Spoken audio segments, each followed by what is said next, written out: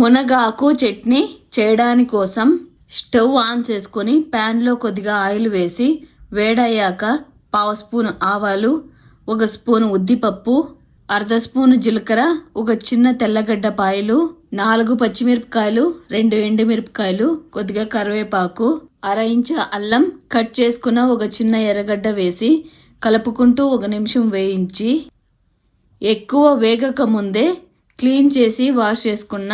గుప్పెడు మునగాకు వేసి సరిపడా పావు స్పూన్ సాల్ట్ పొడి, చిన్న గోళీ సైజ్ అంత చింతపండు, కొద్దిగా కొత్తిమీర ఆకు వేసి స్లో ఫ్లేమ్లో కలుపుకుంటూ 2-3 మినిట్స్ వేయించి 2 స్పూన్ల కొబ్బరి పొడి వేసి మిక్స్ చేసుకొని స్టవ్ ఆఫ్ చేసి చల్లారే వరకు పక్కన పెట్టి చల్లారగానే మిక్సీ జార్లో వేసి కొద్దిగా వాటర్ వేసుకొని రుబ్బి ఒక బౌల్లో వేసుకొని అవసరమైతే కొద్దిగా తిరగబాత వేసి సర్వ్ చేసుకుంటే